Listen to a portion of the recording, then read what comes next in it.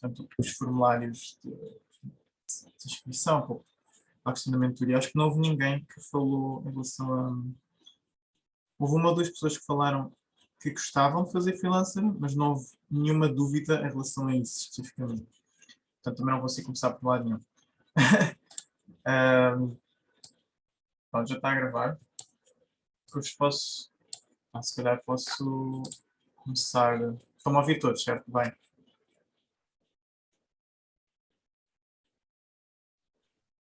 Consegue me ouvir? Sim, mal, mas consigo. Tá muito baixo? Não, agora está bom. Ah, tá, beleza. Enfim, não sei se você lembra de mim, das sessões de Sim, sim, mentoria, sim. mas então já pode começar a lançar as perguntas? Ahm, eu estava a pensar, sim, quer dizer, sim, acho que sim. Acho que é mais fácil, depois nós vamos falando de acordo com as perguntas. Se também não tivermos assim nada, também posso falar um bocadinho, ou melhor, depois das suas perguntas, por exemplo, eu posso também falar um bocadinho sobre como é que eu comecei, um bocado, se bem que é um bocadinho diferente, não estou em Portugal, mas o que eu fiz vocês podem fazer na mesma também, na prática. Mas sim, Emília, podes começar com as tuas questões e se calhar vamos vendo isso. Depois a Luciana, se tiverem também, vão falando. Beleza, então. Então, tem uma lista aqui que eu anotei para ficar mais fácil. E aí, minha primeira pergunta seria como fazer para atrair os clientes, porque eu tenho uma dúvida em relação aos projetos, né? No caso, ainda nunca fiz nenhum freela, Uhum. então eu só tenho projetos fictícios. E para atrair os clientes, eu devo fazer telas funcionais e realistas, ou eu tenho que impressionar as pessoas com estética e não necessariamente com um projeto muito funcional? Isso vai depender sempre pronto, do cliente. Isso também vai depender, agora vou dar duas opções. Tu estás ou melhor, vou-te fazer uma pergunta para ver como é que eu posso. ah, Tu estás a pensar em contexto de plataforma de freelancer, ou seja, uma Upwork, ou existe aí, por exemplo, a VossaVox no Brasil, não é? E outras. Ou estás em contexto de tu pessoalmente, portanto, no teu website, ou nas tuas redes sociais. Então, é mais no na segunda opção, de algo mais profissional, mas Ok. inclusive é outra dúvida, né, de como chegar nesse nível, porque eu imagino que começar pelo Upwork e por sites assim é mais fácil. Sim, sim e não, depende. De facto, ou seja, às vezes só compensa começarmos logo com um website nosso e uma coisa toda bonita. Se já tiveres algum tipo de interação em termos de ou uma rede de contactos, tipo o perfil do público que se quer atingir. Não percebi bem a questão. Mas, Lúcia, consegues desenvolver depois um bocadinho no chat? Mas o que eu estava a tentar acabar de dizer era que a questão do. Era perdido. Bom, pronto, temos aqui mais uma pessoa. E o que eu estava a acabar de dizer é que se uma pessoa vai começar logo por ter um website pessoal e fazer tudo sozinho, é muito mais difícil se não tiveres uma rede de contactos já grande. Ou seja, se começares do zero, é muito difícil, porque depois quem é que confia em ti, quem é que sabe que tu existes para fazer aqueles serviços? É muito difícil. O que normalmente as pessoas fazem, usando, por exemplo, o LinkedIn ou o Instagram, dependendo do tipo de áreas, começam a criar conteúdo, não é? Colocar os seus projetos e colocar outro tipo de conteúdo e a começar a crescer uma audiência. Portanto, normalmente, para redes sociais, isso faz no LinkedIn e no Instagram, pelo menos é o que eu tenho visto. Instagram mais para pessoas mais de UI ou de design gráfico, por exemplo, não é? Uma coisa mais visual. O LinkedIn para tudo. E a partir do LinkedIn tu consegues criar leads para ir ao teu website e fazerem projetos contigo. Isso é um processo muito mais demorado, normalmente. Ou é se queres começar do zero, porque a criação de conteúdo e criar uma audiência é difícil só por si. Agora, como tu falaste bem, e acho que na minha opinião, eu também comecei assim, usando sites, principalmente se dominares o inglês, ou pelo menos se tiveres um nível intermédio, vou dizer intermédio de inglês, porque também nessas plataformas, muito o nível que as pessoas usam, se não são americanas ou inglesas, o nível de inglês não vai ser perfeito, mas convém haver uma boa comunicação. Eu já falo também isso melhor.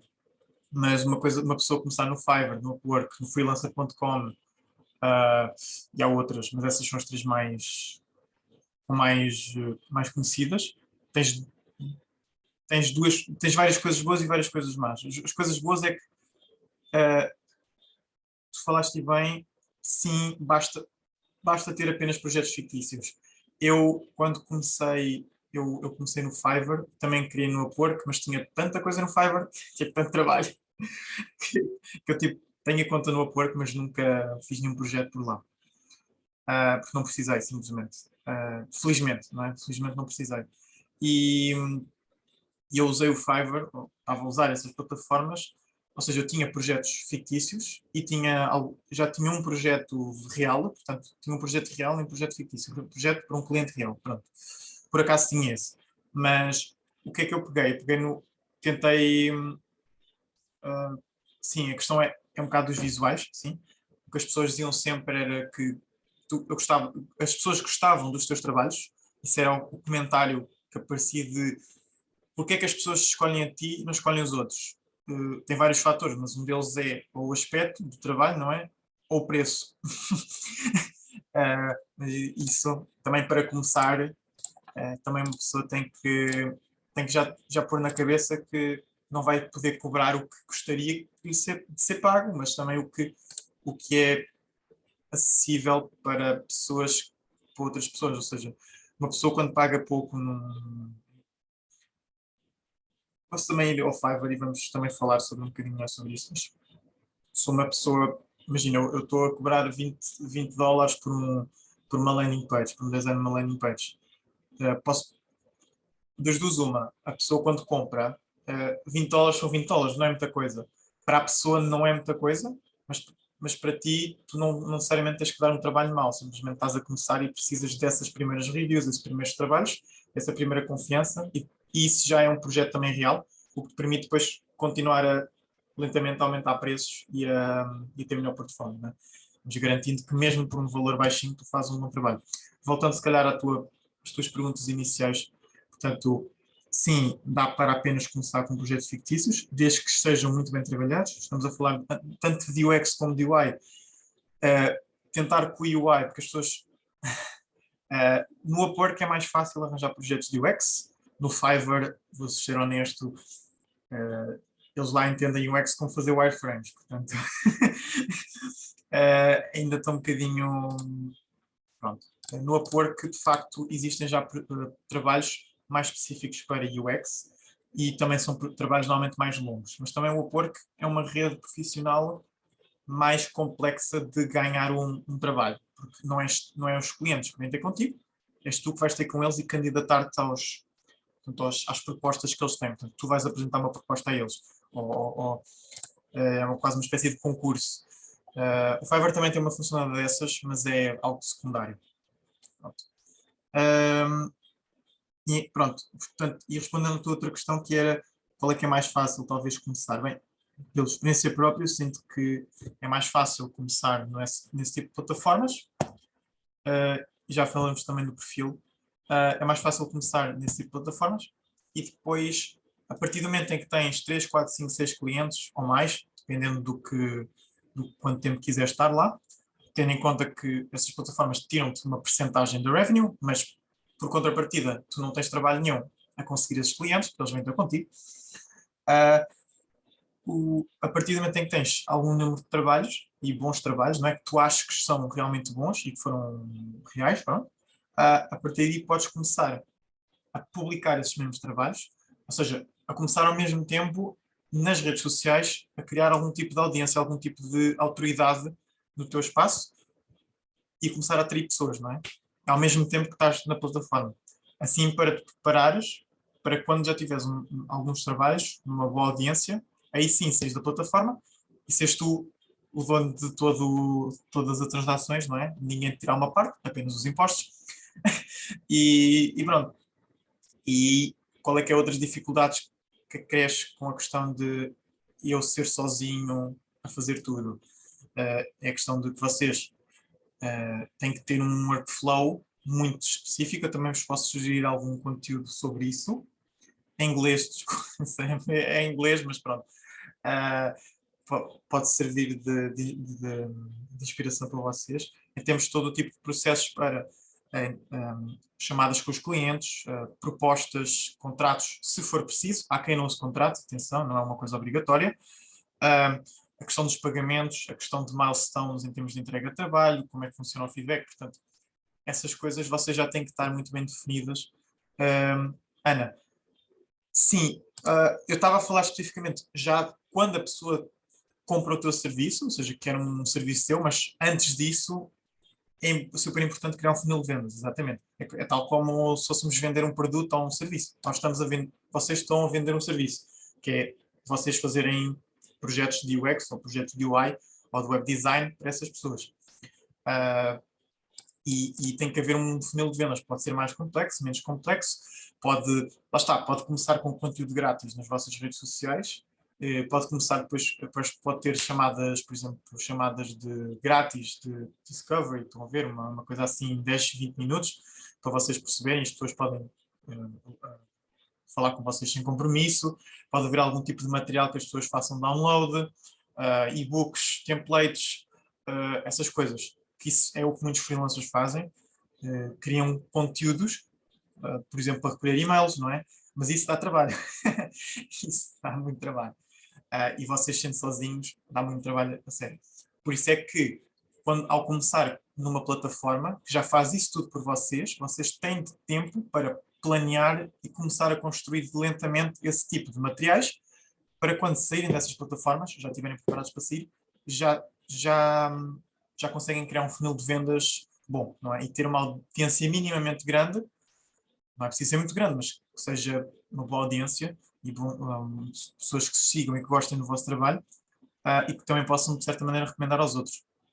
Porque a questão de ser freelancer também é muito à base de boca a boca, não é? Da recomendação. Olha, eu fiz um trabalho com este, toma, eu conheço esta pessoa que faz, portanto, e às vezes eu posso não querer os vossos serviços agora, mas posso recomendar outra pessoa e conheço, olha, aquela pessoa faz bons trabalhos nas redes sociais, olha, vou-te recomendar, vê lá se ele é bom.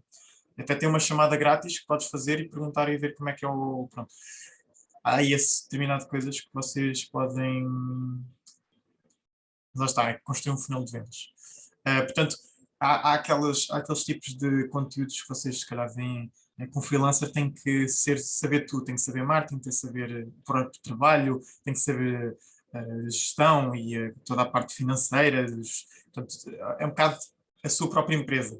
E lá está, não é fácil. E depois ainda tens que lidar com clientes, que isso talvez seja a parte mais, seja a parte mais complexa e mais delicada do processo, que é, que é mesmo lidar com as pessoas. Porque nem toda a gente vai ser simpática e amiga.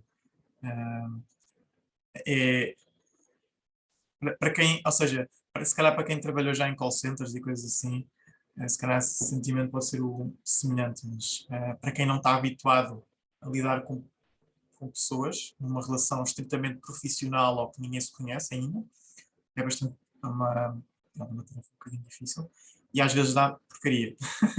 A mim já me aconteceu. Acontece. Não há nada a fazer. É seguir em frente. Mas, Emílio, tinhas mais alguma questão?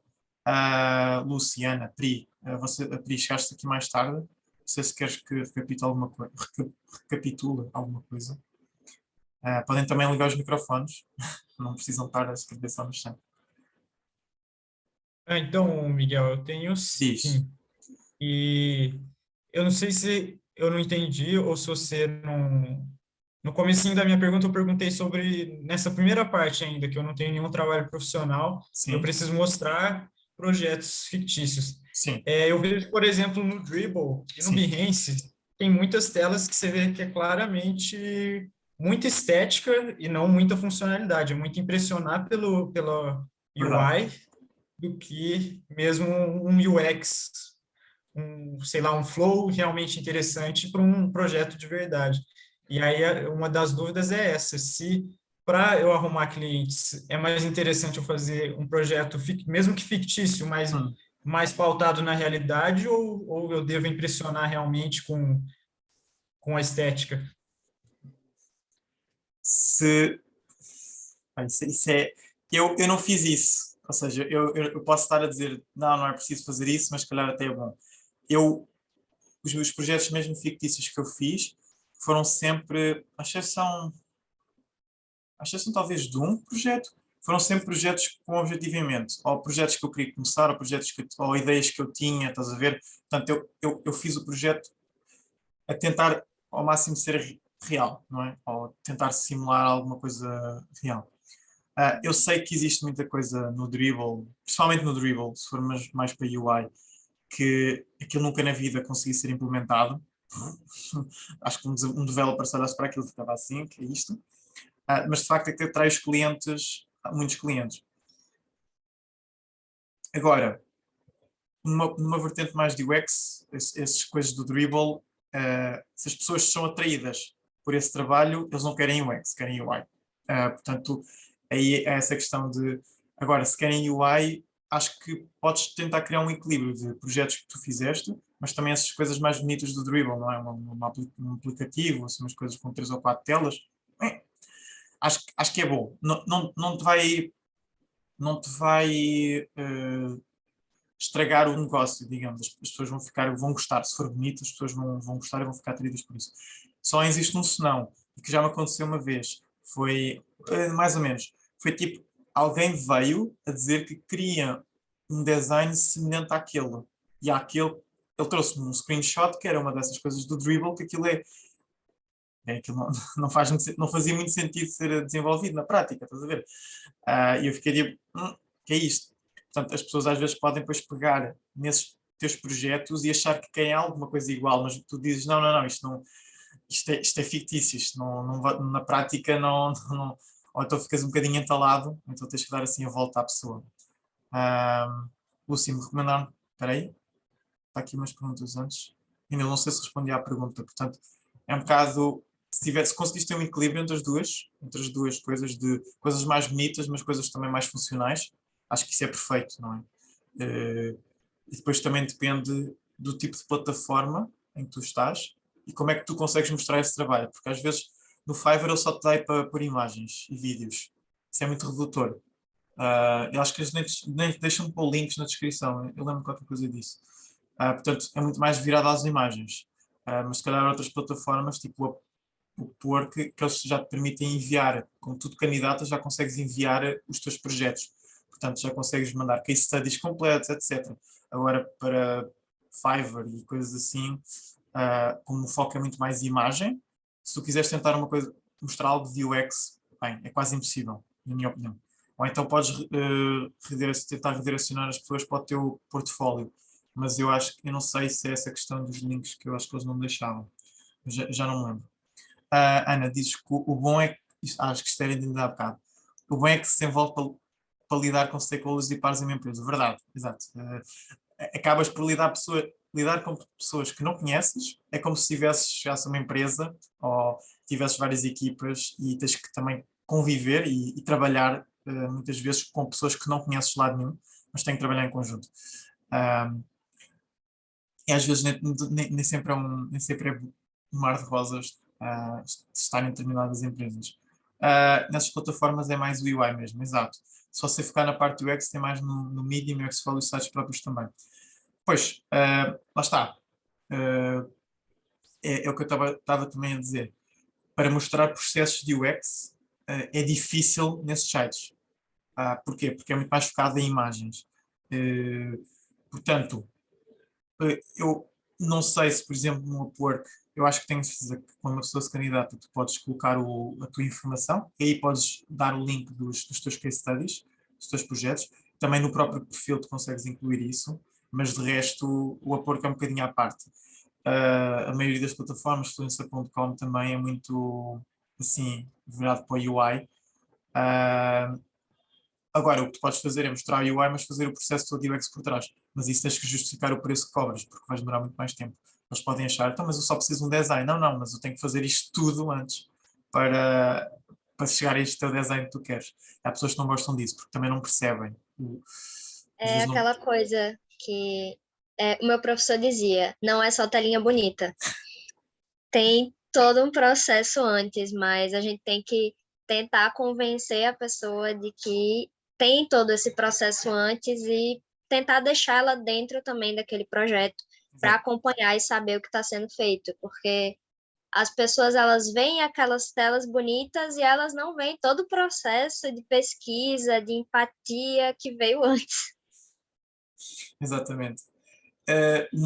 Talvez uma estratégia, não sei se isto iria funcionar, mas poderá funcionar. Talvez uma estratégia interessante seria uma pessoa no início começar mais com estes projetos de UI, fazer um bocado de UX, fazendo por trás UX, mas não cobrando exatamente essa parte. Ah, mas à medida que vais aumentando o número de clientes e aumentando o teu portfólio, ah, vais tendo mais confiança para cobrar mais. E a partir do momento em que começa a cobrar mais, ah, bem, aí já vais conseguir ter outro tipo de processo e explicar ao cliente que eu cobro este preço assim porque faço isto, e porque muitos outros clientes já confiaram em mim para fazer isto.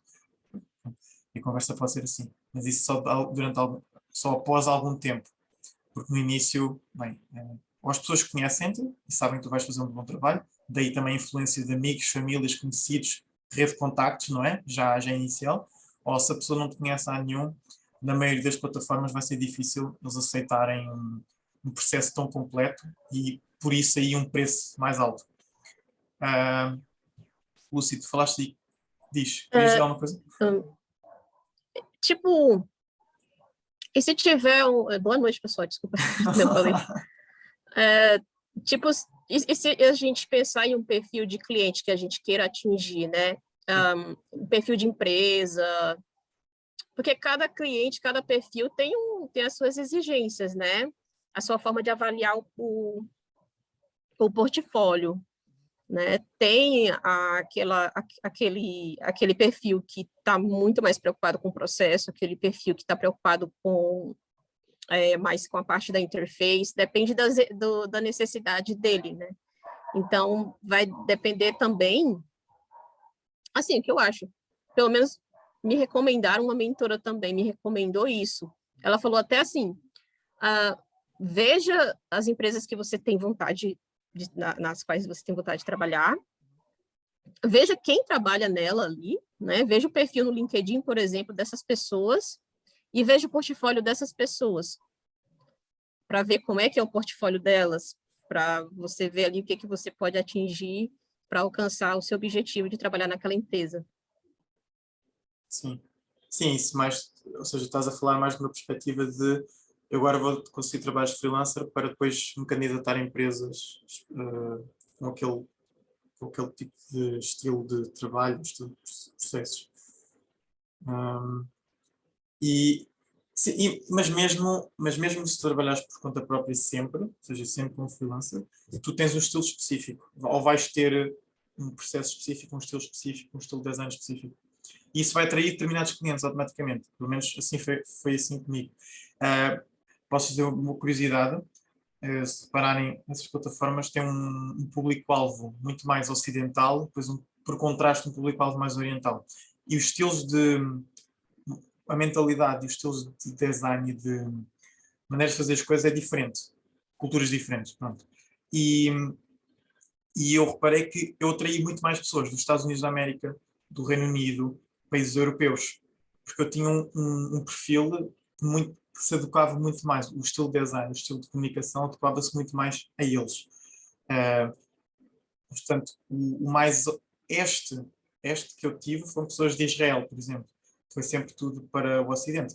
Isso, ou seja, de certa maneira, o meu estilo, o que eu tentava fazer, era muito parecido uns com os outros, os meus projetos tinham estilos bastante semelhantes, e isso atraía determinados tipos de clientes e determinados tipos de clientes que representavam empresas. Portanto, não foram só particulares, portanto, as pessoas iam ter comigo criam o projeto para a empresa, ou para o site deles, ou para a aplicação deles.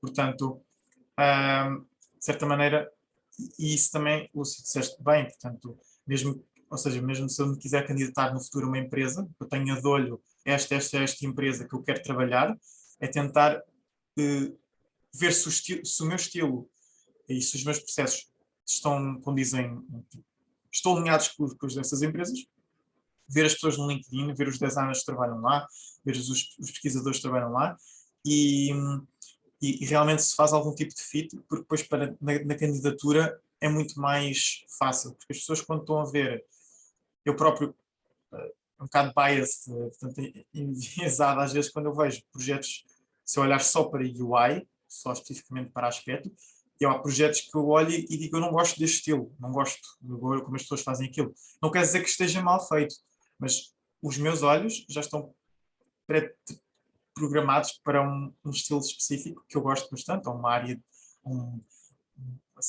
de pronto. E se vierem pessoas com outro tipo de designs, com outro tipo de processo, eu já vou olhar, não gosto muito. Não quer dizer que esteja mal, mas portanto há essa questão sempre de adequar os teus projetos onde queres trabalhar ou com que clientes é que tu queres trabalhar. Pronto. Ana, tem algo que você recomenda para antes de iniciar um projeto de freelancer? Como assim pro? Isso é uma palavra, ou melhor, pro profissional? Tem algo que você recomenda? Você reescrever? Posso também ser burro, eu não estar a perceber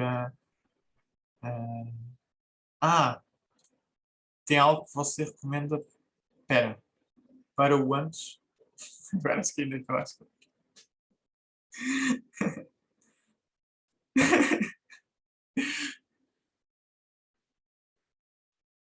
Ai, meu Deus, quase que não liga aqui o negócio. Enfim, tem alguma coisa que você indica para fazer antes de iniciar um projeto? Antes estás a pensar em termos de projeto em si, ou seja, em que fase é que tu estás com o cliente? Já tens cliente ou ainda não É, tens? já tem o cliente e Sim. aí o que faz depois disso? Espera, ok. Normalmente, bem, isto é o que eu faço. Portanto, eu tenho a pessoa aborda-me, certo? Existe uma chamada sempre inicial. Portanto, eu tenho o primeiro contacto com a pessoa para ter certeza que está tudo alinhado e depois há uma proposta que é enviada por e-mail. Pronto. E depois a proposta tem todos os detalhes, os valores, o que é que vai ser feito, etc. Deadlines. E depois, a partir daí, a pessoa aceita a proposta, ótimo. Eu não faço com contrato, nunca fiz. Uh, e, mas também sei a resolução que podes fazer o contrato. E a partir daí é um bocado de ou teres outra chamada de alinhamento com a pessoa para retirar determinadas informações. O que eu senti sempre necessidade foi, e que as plataformas de freelancing também ajudam, são aqueles tipos de questionários ou de briefing que o cliente tem que te fornecer. E eu peço sempre determinadas perguntas, determinadas informações-chave, que sem aquilo eu não consigo começar o projeto. Neste caso, como eu fazia mais projetos relacionados com UI, onde eu partia normalmente de wireframes e fazia depois ali um bocado de pesquisa mais rápida e outro tipo de informação, conteúdo, etc. Eu começava por retirar toda a informação possível do cliente, incluindo, por exemplo, o branding, todos os tipos de elementos que já são da marca, se for realmente uma empresa, por exemplo. E a partir daí, com essa informação, começava a fazer o projeto. Pronto. E depois, pronto, não sei se apanhei a parte que tu queres explicar, e a partir daí do projeto é ter vários milestones, portanto, eu dizia que naquele dia eu ia entregar determinada parte do trabalho, queria algum feedback, porque havia essa comunicação constante, não precisavas ter chamadas sempre, não é? Porque isso também está, porque é algo que depois tu podes ou não cobrar ao cliente, chamadas, isso depois tem que estar na proposta ou no contrato, mas depois é garantir que existe uma comunicação constante para não fazeres porcaria de começares a fazer tudo e depois o cliente chega lá, mas eu não gosto disto, depois tens que mudar. Mas não sei se apanhei a parte que tu querias de o que é que eu faço antes de começar um projeto. Para mim foi sempre retirar essa informação toda, criar uma espécie de briefing, não é? Toda a informação que eu necessito, e depois aí, pronto, começo a fazer. Muitas vezes há clientes, por exemplo, já vêm com ideias muito fixas do que é que querem, ou já vêm, por exemplo, com... já tive pessoas que vieram já com os wireframes feitos, por exemplo. Já estava o trabalho quase todo feito dessa parte. Não quer dizer que estivessem bem feitos, mas já era um começo.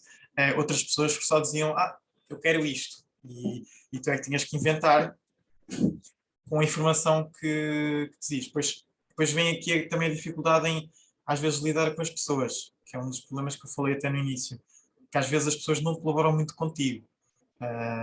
E é difícil tu conseguires toda a informação. E depois vem-se queixar que tu não fizeste aquilo como eles querem, mas eles também não têm informação. E tu não podes dizer, bem, e tu não podes ser rude o suficiente para dizer, mas eu perguntei-te e não disseste. Tem que haver um... Por isso é que mas isso normalmente acontece mais no início. Este tipo de problemas com clientes, em que os clientes não são assim muito bons, acontece mais no início, porque tu estás com preços baixos, estás a tentar ter todo o tipo de projetos, não é? Mas a partir do momento em que começa a ter alguma confiança, projetos e começa a subir o preço, bem, tu já consegues escolher os clientes que tens. E nesse tipo de chamadas, nessas primeiras chamadas, tens que já conseguir logo ler a pessoa, de esta pessoa vai ser má. Mesmo que ela me pague bem, ou mesmo que ela me diga que vai pagar o que eu tenho na proposta, vai ser um pesadelo. Portanto, eu prefiro não aceitar o projeto. Ou então, bem, esta pessoa é excelente e vamos continuar. E acaba depois, muitas vezes, essas pessoas fazerem um projeto com vocês e fazem um segundo, fazem um terceiro, fazem um quarto. Isso é ideal. Que depois também, nessa questão, se tu aumentares os preços, vai acontecer aquela parte awkward de, bem, o primeiro projeto que eu fiz, cobraste um preço, agora estás-me a cobrar outro. A mim já me aconteceu e por acaso não tive problemas, porque, não tive problemas, porque neste caso foi com empresas e quando a empresa paga, normalmente não há assim tanta queixa. Mas pode haver também tem que haver esse tipo de gestão de expectativas. Bem, eu agora estou a fazer este projeto, acaba este projeto, mas quem sabe que daqui se calhar 2 ou 3 ou 6 meses eu não posso aumentar os preços. Esperem, deem-me só um segundo. É que... Então, está ali. Receber... Bem, porque temos um formador agora a dar formação num dos cursos e ele está a pedir para entrar numa das contas que nós temos para gravar a sessão. E a conta está no nosso nome. Estão a ver o Google quando pede aquelas coisas de segurança? O telemóvel, não sei o quê, pois, está a ser chato. Agora tem que... Se tiverem mais alguma questão, podem colocando no chat, assim depois eu consigo também ver.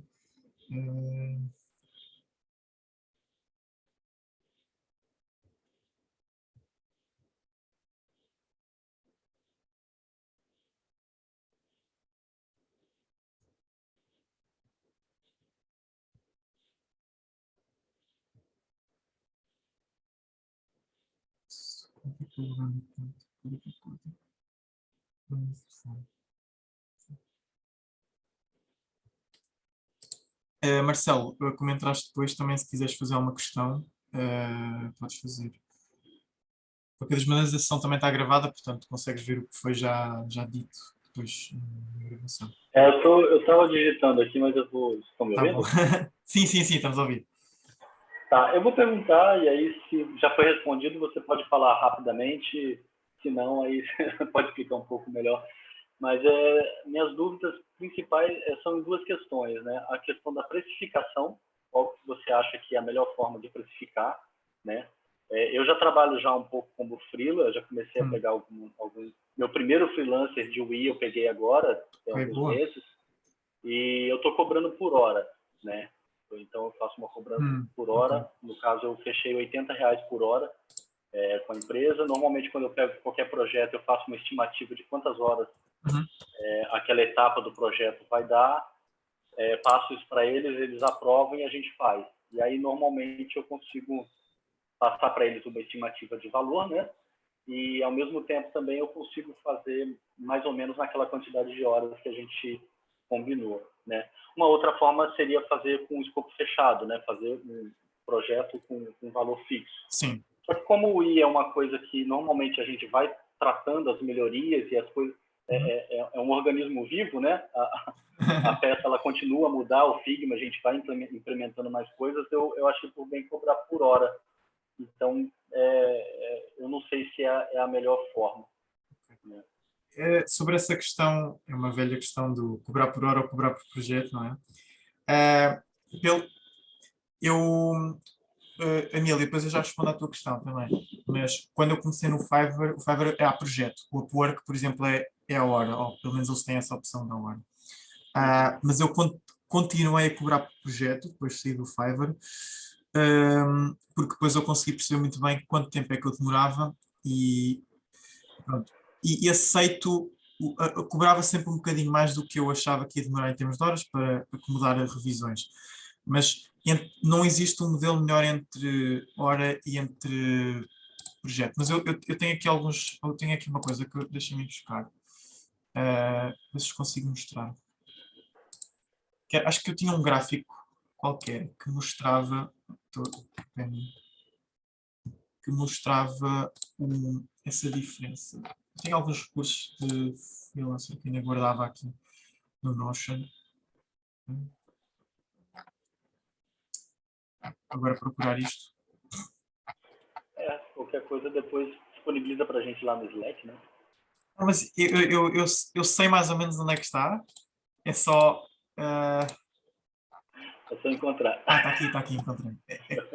É que é no meu Notion pessoal, o meu Notion pessoal está assim um bocadinho meio confuso. Eu não, como não uso o sample da empresa. Pronto. Sim. Mas eu acho que não tenho aqui. Eu tenho aqui outra.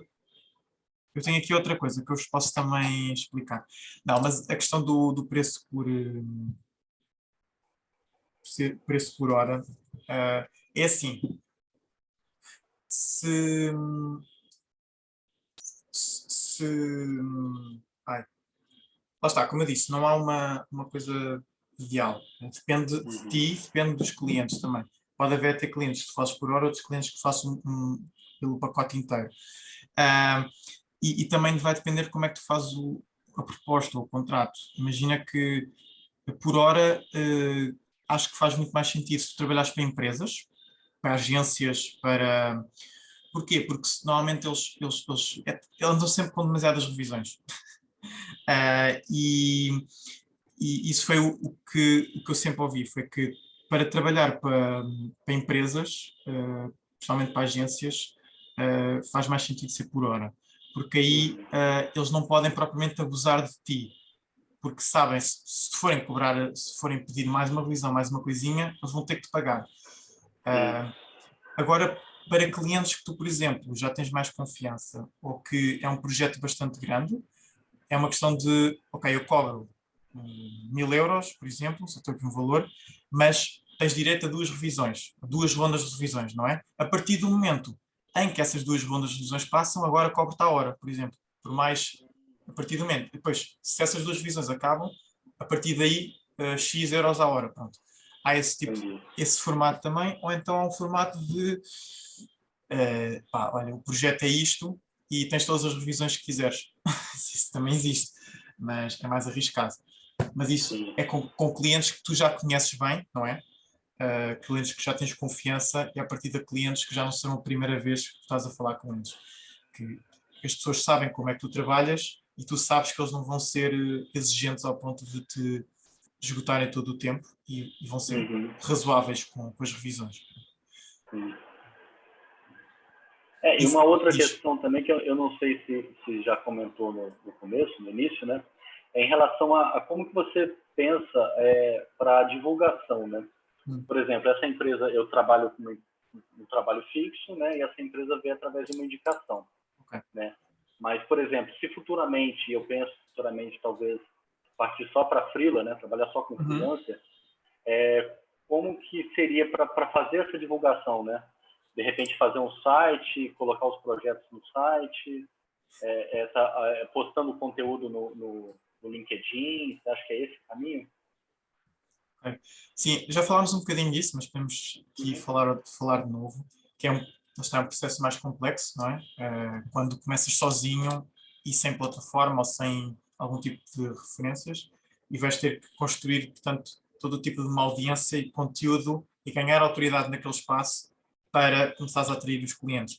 E houve até uma questão que a Ana falou, que era, ou seja, criar um funil de vendas, não é? Portanto, ter determinados momentos, eu sugeri aqui na altura ter sempre, por exemplo, uma chamada de discovery grátis, portanto, uma chamada em que podes falar ao cliente, ter algum tipo, criar conteúdo, mostrar os teus projetos, mostrar o teu processo, criar o tipo de conteúdo relacionado com os teus projetos, seja no LinkedIn, no Instagram, etc. Começar a ganhar atenção e também, às vezes, recolher, por exemplo, e-mails em troca, por exemplo, de e-books, de templates, desses materiais, pequenos materiais grátis.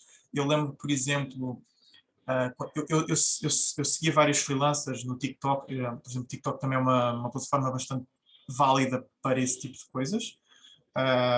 Eu segui algumas pessoas, eles tinham no seu link na bio, tinham determinados recursos grátis.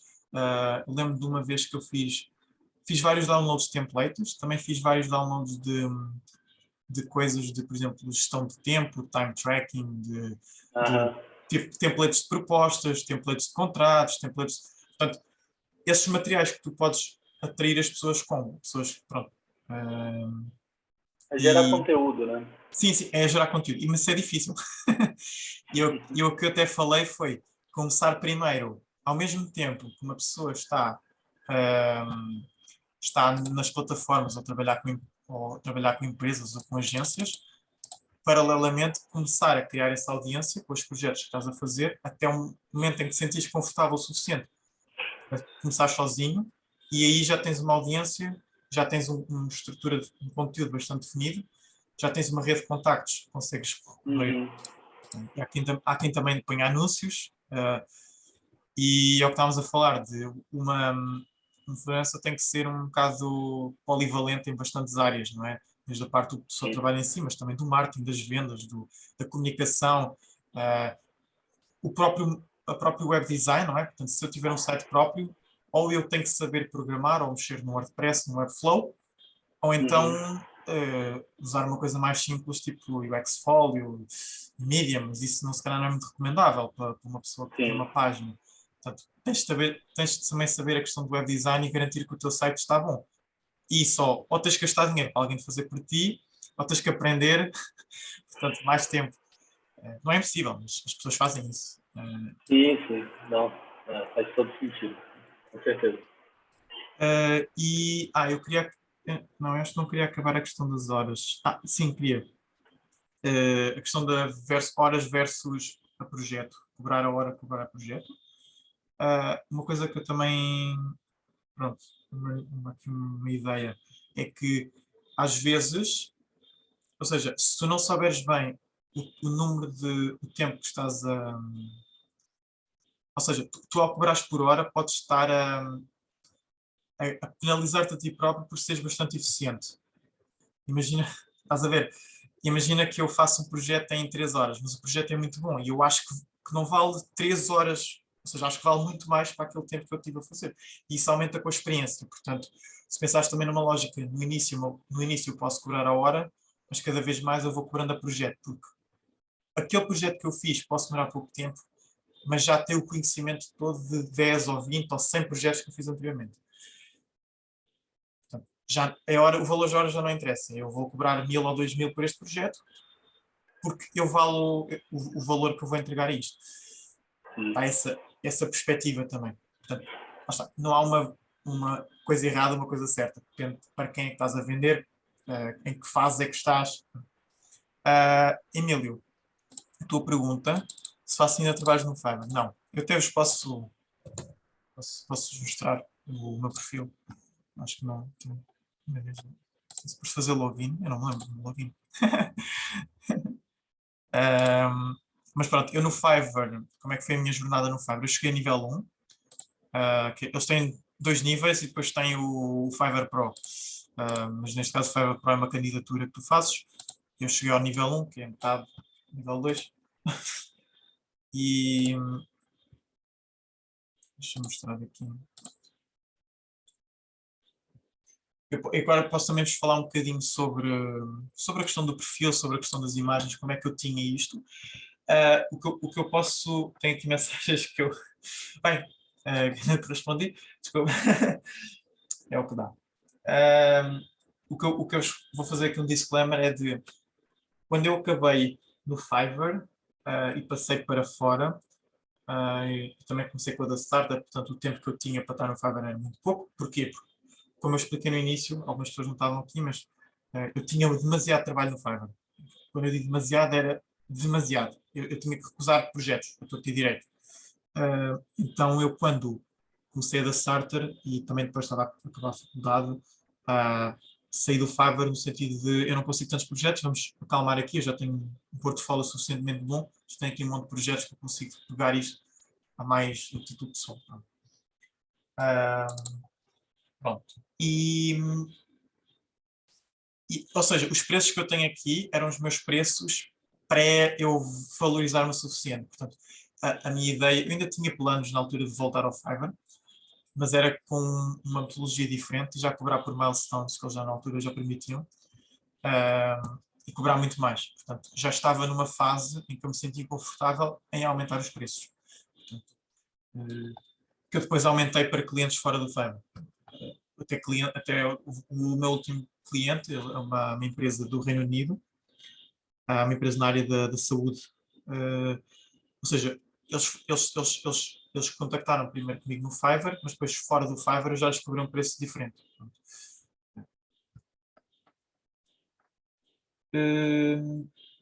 E pronto, o que é que eu vejo aqui? Portanto, convém aqui, eu fui uma pessoa muito bem comportada, portanto, eu sempre respondi a todas as mensagens, sempre entreguei a tempo e sempre completei todos os projetos. Aqui a response time, isto já não existe, normalmente tinha sempre em 1 hora, portanto quando eles te mandavam uma mensagem, os clientes tinham que responder em 1 hora. Isto é um grande problema, porque o Fiverr é muito customer-centric e não tipo, focado no buyer-centric, neste caso, não focado no teu lado de produtor de serviços. Portanto, eles tentavam criar métricas para tu andares sempre em cima dos teus clientes, a responder a horas. Isto torna-se bastante desgastante, atenção. No Upwork é diferente, lá está. Nas outras plataformas eu não sei exatamente como é que funciona, espero bem que não seja assim, mas o Fiverr pressionava bastante nesse aspecto. Eu não sei exatamente o que é que eu vou encontrar aqui. Pronto. Depois vou fazer o link. Eu quero ver as gigs, acho que é aqui. Pause. Pronto. Eu comecei. Como é que eu fiz? Eu na altura cheguei a ter 3, mas 2 delas não. Esta nunca tive nenhuma ordem, nunca tive nenhum projeto, e esta tive 1 ou 2, porque as pessoas iam todas para esta. Portanto, eu concentrei todos os meus clientes apenas numa e acabei por só fazer esta. É o que me dava aos clientes. Eu não sei bem como é que eu preview, é isto? Pronto. Estão a ver aqui os preços, portanto, e até aos 90 euros, que era, a maioria cobrava entre este valor e este valor, eu cobrava as páginas, portanto, eu conseguia jogar mais ou menos com o valor e também negociar, porque se as pessoas diziam, olha, eu quero isto, isto e isto, como aqui no Fiverr não dava para falar com pessoas por chamada, tínhamos que falar por chat, eu aí tentava perceber logo o que é que a pessoa queria, tentava, antes da pessoa fazer a compra, tentar perceber exatamente, para depois dar um preço, uma quote específica.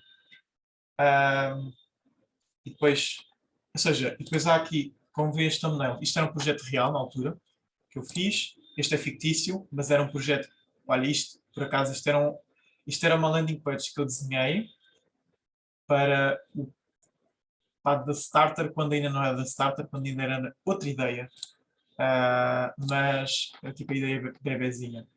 E isto foi para cliente real. Isto aparece aqui. Quando são clientes dentro da plataforma já aparecia, portanto, a vantagem do Fiverr é que se tu tivesse 1 ou 2 clientes, se eles pusessem nem todos faziam isto. Só alguns é que davam review, apesar de tu não podias dizer e tu não lhes podias pedir review. Portanto, o Fiverr, eles deixavam-te logo, se te apanhassem a dizer, dá-me uma 5 estrelas, ou seja, baniam-te, literalmente. Isto são projetos reais que eu fiz para, pronto, alguns, estão aqui 4, pronto, são as 4 pessoas que puseram no perfil. Qual é que era o foco aqui? E, Emílio, isto também me pergunta, uma resposta também pode ser interessante para ti. Apesar daqui o foco ser no visual, e como vê o estilo de designs são bastante semelhantes, a importância também era o SEO, em termos de keywords e em termos de palavras-chave que tu tinhas na tua descrição, para garantir que as pessoas pesquisaram pelo sítio certo, pelo serviço certo. Isso é super importante quando tens uma página, quando tens centenas de páginas dos mesmos serviços. Eu estava em website design, não sei se na altura website design será na altura mas isto era dos mais concorridos e mais do maior que havia competição no Fiverr, tipo da plataforma inteira. E eu consegui em 3 semanas estar na primeira página, entre a segunda e a primeira página, pronto, porque eles chegam a um ponto em que eles não promoveram, mas eles deram uma espécie de benefício de Rising Star, é o que eles chamavam, o que eles chamam. Eles viam se tu estavas a fazer bem projetos e ter boas respostas, portanto, ter boas métricas no início, eles davam-te um boost e eles puseram na primeira página e a partir daí fiquei sempre primeira, segunda página, pronto. Quando as pessoas pesquisavam por coisas específicas. Também era, na altura, a única em Portugal que estava a fazer isso, mas que é engraçado, nunca tive nenhum cliente português no Fiverr. Foram sempre estrangeiros. Tive, na altura, 1 ou 2 pessoas portuguesas a falar comigo, mas nunca pagaram, por curiosidade. Porque aqui o Fiverr não é muito... Aqui em Portugal nós temos uma cultura muito forte de web design e de marketing. Isto permite que é muito fácil uma pessoa aprender a desenhar websites, é muito fácil uma pessoa aprender marketing digital. Isto permite que haja muitos freelancers por conta própria, de não precisarem dessas plataformas. Eu quando comecei não estava para pensar em construir websites, muito menos fazer marketing digital, então, porque tinha outras coisas para fazer, então assim é mais fácil. Mas aqui em Portugal, de facto, a maioria das pessoas não usa estas plataformas. E o que eu estava a dizer era que ou seja, a descrição era bastante importante, porque as pessoas, e aqui é uma questão de fazer pesquisa com as outras descrições, portanto, com as outras geeks que estão no topo. Tentar fazer uma espécie de benchmarking, não é? Comparar o que é que estas pessoas têm, o que é que eu posso ser também. Tentar alinhar a tua descrição com os outros. Pronto. E ele, agora estou a ler isto, isto é algo que eu acrescentei. I don't build websites, only design them, porque haviam pessoas que achavam que eu também chegava lá, eu desenhava o website e construía, estão a perceber? Fazia no Wix ou no WordPress ou assim. Eu consigo fazer isso, neste caso no Webflow. Eu consigo fazer isso. O site da Starter foi feito no Webflow e foi só feito por mim. Mas eu não quero fazer, ou na altura não estava disposto a fazer, porque também o nível de conhecimento que eu tinha na altura era menor e não me sentia confortável em vender um serviço que eu achava que ia ficar mal. Não quer dizer que o cliente não achasse que ficava bem, se calhar até ficava, mas eu próprio não sentia que ia entregar uma qualidade que eu gostava, que eu gostaria. Mas aqui também falar sobre o que é que uma pessoa entrega. Isto é algo que também, aqui eu estou-me a vender, não é? Nesta página. Mas uma pessoa, a título pessoal, vai falar neste tipo de coisas numa chamada de descoberta. Portanto, uma primeira chamada, um primeiro contacto com o cliente. Vai falar estas coisas. Como é que é o meu processo, que tipo de skills é que eu tenho, como é que eu funciono, o que é que eu entrego, como é que funcionam as nossas interações. Portanto, essas coisas é algo que se pode ser falado em chamada ou por escrito. Em termos de e-mails, não é? Se tocar em e-mails. E depois cá em baixo, portanto, o membro, last to live 11 months, já foi há um long time ago. E também esse espaço para bio. E depois cá em baixo tinha umas FAQ, portanto as minhas reviews. Só houve um filho da mãe que decidiu dar de 554 e foi na altura um projeto, olha, foi dos websites que eu mais gostei de fazer, foi muito bom. mas eu acho que ele percebeu mal o coisa de rating, mas tu é que não podes fazer nada, porque tu não podes reclamar este rating, é o que eles dão, é o que eles dão. É que nós, no início, eu lembro nesse projeto que é má comunicação, não é? Foi o problema da comunicação, que é uma skill que nós também temos que ter. Ele no início do chat achava que queria uma coisa, ele depois ele fez depois o pagamento antes de falar muito bem comigo, acelerou o processo, não é? E quando comprou, não me deu a informação toda necessária. E depois, quando eu lhe pedi, ele não me deu bem a informação toda. Portanto, houve ali problemas na comunicação, que eu sinto que foi da parte dele, se calhar foi da minha, mas não sei, eu acho que não foi da minha. E eu sinto que ele acho que achou que a nossa comunicação tinha sido má, então deu um 4, mas por culpa dele. Eu não sei, eu depois também nunca mais... O feedback que ele deu foi bom, deixa eu ver. Está aqui. Speed of delivery and clean work. Tipo, depois está um feedback assim tão superficial que eu não sei o que é que, o que é que eu podia melhorar, não é? Mas foi o único que deu uma 4 estrelas, todo o resto foi sempre 5, 5, 5, 5, 5. Pronto. E é isso. Eu lembro-me deste cliente, mais um problema de comunicação, que por acaso ele acabou de perder 5 na mesma, foi uma boa reviravolta, em que o rapaz olha, foi uma pessoa da Índia. Estava a dizer que só tinha até Israel, mas afinal está aqui um rapaz da Índia, não sei se está aqui mais ou menos. Está aqui os de Israel, pois, pronto, eu acho que então se calhar foi a única pessoa mais oriente. E no início ele queria uma coisa, ou seja, ele tinha na ideia, foi uma pessoa que eu estive a falar durante várias semanas até ele comprar, porque ele voltava e vinha, depois não sabia o que é que queria, depois já tinha sabido o que queria. Eu desenhei-lhe mockups antes de eu pagar, fiz tipo uns wireframes, fiz o que é isto, tu queres isto, tu queres, assim, depois finalmente conseguimos decidir o que é que ele queria, e depois, no final ele deu-me informação, não sei o quê, mas depois, quando eu lhe entreguei a primeira versão, bom, achava que era uma versão praticamente final, ele disse, bem, não é nada disto que eu quero. Ele queria mais isto assim, isto assim, isto assim. Eu tive que fazer do zero o projeto inteiro. E eu lembro-me de ficar tipo, claramente irritado com isso e a conversa não foi boa, eu lembro-me bastante da conversa. Eu não sei se posso... Deixem ver se eu consigo mostrar a conversa. Eu acho que ainda teve essas mensagens. Não, mas isso está nas ordens. Acho que consigo ser isto. Mas pronto. E a da conversa, pronto, eu muito relutantemente fiz o projeto que ele queria novo e tentei arranjar ali uma coisa.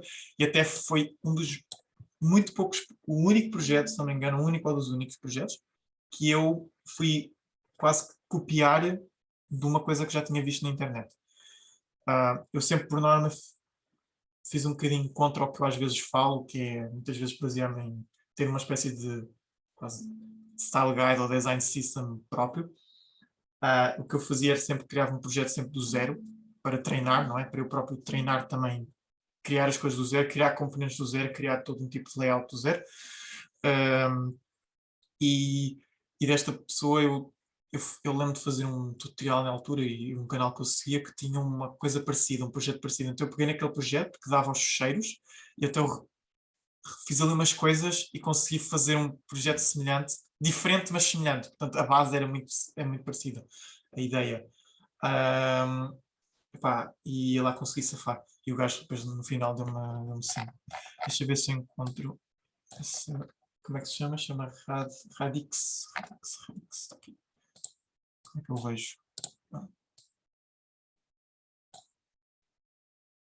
For be completed. Está aqui. Previous activities.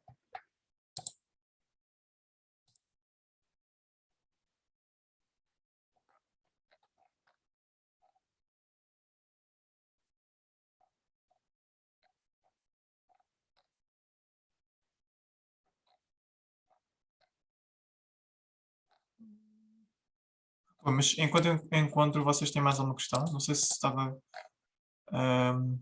Espera, Emília, deixa eu ver a tua questão do... Você ainda faz trabalhos no Fiverr? A resposta é não. Quando eu sei... e quando eu sei que posso ir além dessas plataformas e pegar trabalhos maiores, de maior valor. Isso vais ter que ser tu próprio, um bocado quando deixares, é quando te sentes confiante. Eu acho que vai muito na questão da confiança. E também já saberes que tens um bom sistema de apoio na tua rede pessoal, não é? Já tens o website bonito feito, já tens os teus projetos todos em portfólio, já se calhar tens 1 ou 2 clientes fora que já possas começar, não é? Alguém que conheças e que fales, olha, vamos começar isto. Alguém que, por exemplo, que possas levar da plataforma muito discretamente para fora, não é? E que, portanto, tentar ter algum tipo de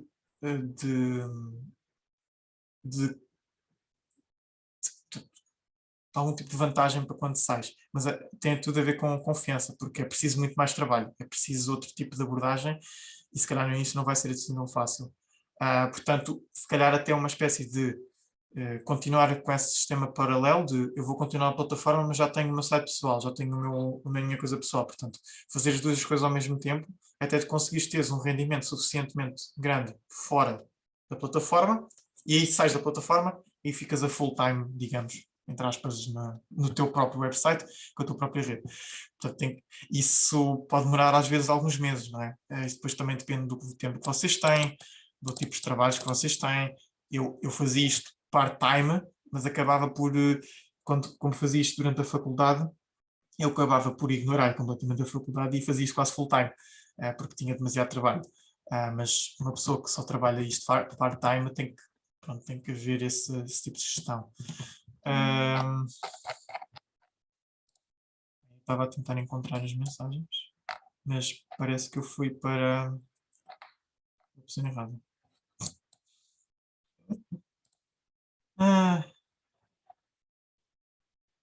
Está bem, Fiverr. Opa, Miguel, a internet tinha caído aqui. Caiu? Para ti agora? Sim. Você consegue me ouvir? Sim, sim, sim. Tá. Mas, então, basicamente deu para entender até o final da sua explicação. E aí, só uma última dúvida que eu tenho é que um projeto que eu tenho é de fazer um estúdio e não necessariamente trabalhar eu sozinho como freelancer. Se tens uma E empresa. basicamente uma empresa, né? Só que só um estúdio de design, como se fosse um freelancer, mas eu não trabalhasse sozinho, trabalhasse com outros designers. E a dúvida é, os sites como Fiverr, Upwork, eu tenho a oportunidade de criar um perfil de estúdio ou precisa ser a minha pessoa? No Fiverr eu sei que consegues criar um perfil de estúdio, porque há várias agências que estão no Fiverr, tem mesmo nome, portanto eles não escondem isso, e a agência que está no Fiverr cria um perfil e todas os requests, portanto, todos os teus pedidos são feitos por esse perfil e tu tens uma equipa por trás portanto, para gerir esses projetos. Aí a vantagem é que tu consegues levar muito mais projetos ao mesmo tempo, porque tens uma equipa, não é? Há quem faça, por exemplo, seja apenas esse perfil e depois vá subcontratar outras pessoas para fazerem esse trabalho para entregarem. É um bocadinho mais scammy, tentar buscar outro que cobra menos, mas pronto, há quem faça isso. Mas sim, em termos existem agências no Fiverr e que fazem vários projetos, sim. E normalmente são essas agências que estão nos tops. Porquê? No topo das páginas e nos topos dos resultados, porque fazem muitos projetos ao mesmo tempo. Tem um turnover muito grande de projetos. Isso permite arrecadar muitos clientes, muitas reviews, muitas estrelas. Portanto, é um bocado injusto para quem está lá sozinho. Mas pronto, lá está. Eu não senti esse problema porque consegui, com os meus designs e com a minha página, com o meu perfil, consegui atrair determinado tipo de clientes que gostava do meu trabalho, não é? Com certeza que essas agências irão atrair outro tipo de clientes, porque muito o que essas agências fazem para serem mais rápidos é reciclar muitas vezes os projetos, não é? Portanto, reciclar componentes, reciclar... Eu lembro-me de ver malta que fazia WordPress, aquilo era claro, eles clientes diferentes, o site era exatamente igual, a estrutura era igual, eles só mudavam as cores, basicamente. Eles literalmente pegavam no mesmo projeto e repetiam para outro cliente. Eu ficava assim, e estava no carrossel, não é? De imagens. Eu ficava tipo, estas pessoas estão a copiar mas pronto, há quem... Eu, por exemplo, nunca iria uma pessoa dessas, não é? Fazer um projeto, mas se calhar outras pessoas que vão. Depende da mentalidade de cada um. Eu já encontrei as mensagens que estava a falar.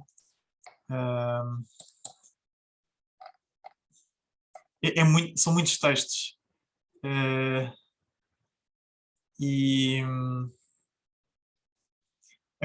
Mas afinal não era esse rapaz, não era este. Eu estava a dizer mal dele, mas não era este.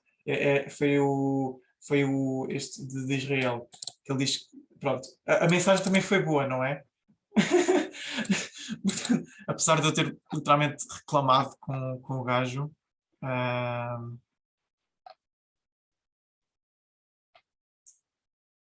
E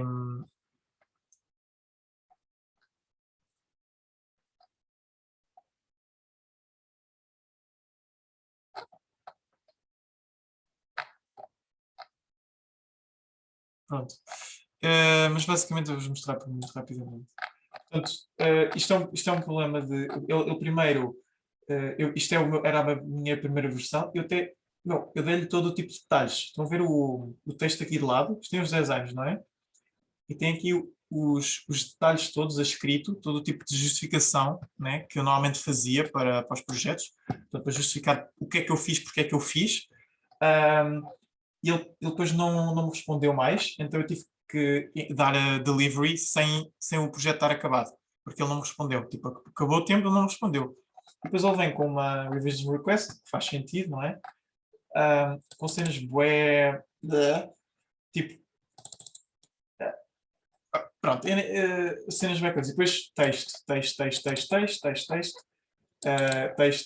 texto, e depois, vem outra coisa completamente diferente. Portanto, tem 14 às 20, vem pronto, em algumas horas eu depois engoli, tentei pôr um bocadinho o meu rancor de lado e depois ele até foi se desculpar, não sei o quê, portanto, por acaso correu bem, mas podia ter corrido mal. Também já houve um que correu mal. Depois aqui no final tem o projeto já feito, com outra vez vários detalhes. E,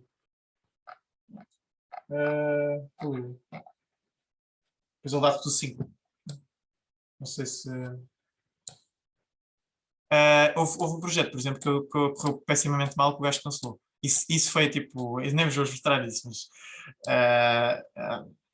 bem, foi o único que cancelou. Foi a minha única cancellation. Que o rapaz queria uma coisa. Eu fiz o projeto todo. E até, olha, é um dos projetos que até está no meu portfólio desatualizado, mas ele está lá, porque foi assim, por gozo eu fui pôr aquilo no meu portfólio. Porque já tinha feito o projeto. Deixa eu ver se...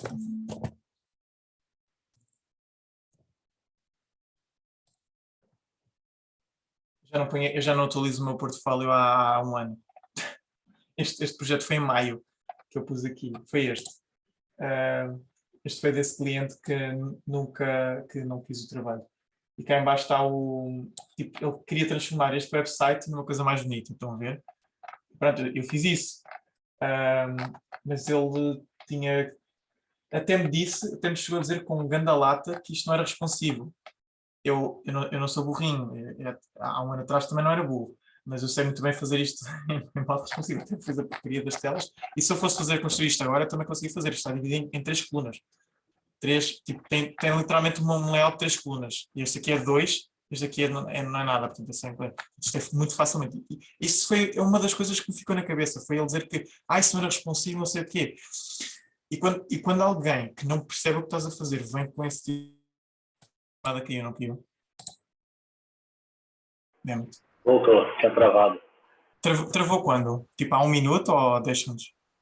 Não, bem agora mesmo. Você estava terminando de mostrar ali o berro. Pronto, exato. E o que eu estava a dizer no final é que quando uma pessoa que não sabe, que não é tipo, não és tu que estás a fazer o trabalho e a pessoa te dá opiniões, sem fundamento nenhum, tu ficas assim um bocadinho passado, não é? E essa questão do responsivo irritou-me bastante. E ele disse outras coisas que já nem me lembro, mas essa do responsivo ficou-me bastante na cabeça. E eu respondi-lhe tão torto, depois ele cancelou a ordem. E depois eu fui ao apoio ao cliente do Fiverr, não é? O Customer Support, ou não sei como é que eles chamam. E, e disse, olha, tipo, eu não acho que ele esteja... E o próprio rapaz, depois eu falei com humanos, vá lá, o Fiverr ainda falas com humanos, eles são um bocadinho atrasados mentais, mas ainda falas com pessoas humanas. E, e, e ele até foi simpático, porque não me penalizou. Quer dizer, acho que me penalizaram, eles deram uma... Eles deram... Eu vou tentar ver, mas eles deram uma penalização qualquer, mas foi uma coisa, lá está, soft, porque ele entendeu o meu ponto, a pessoa do Customer Support entendeu a minha perspectiva, não é? Mas também disse que não deve ser assim com os clientes, mesmo que eles estejam a dizer barbaridades. Eu não consigo é ver your order is canceled to contact the buyer. Porque basicamente disse que a qualidade do meu trabalho era pobre, não é? Que não era bom.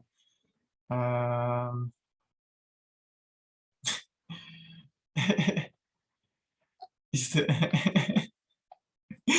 isto,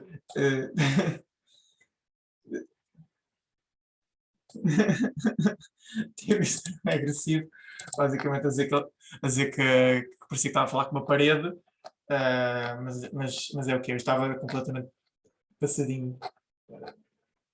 E eu mandava textos gigantes.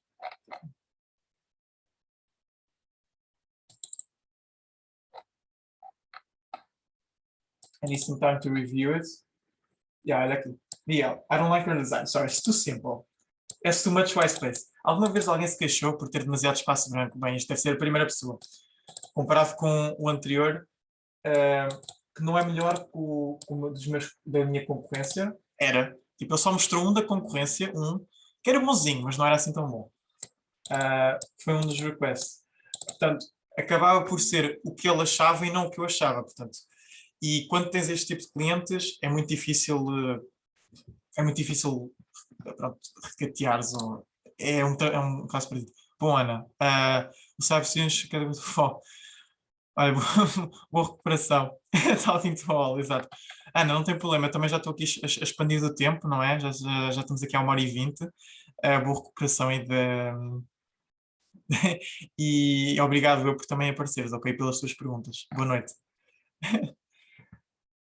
Mas pronto, essa questão do... O que é que ele disse mais?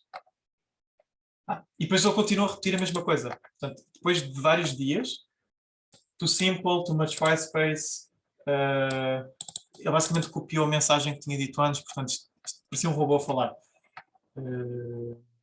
Depois ele foi cancelado. Eu nunca recebi o dinheiro, mas também. E depois, o que eu fazia aos meus clientes era, eu dava-lhes uma pasta do Google Drive com todos os materiais, e eu depois cortei-lhe acesso ao Google Drive, portanto ele nunca deve ter usado aquilo na vida, mas pronto. Este projeto também foi de um dos projetos freelancer, só foi esses dois.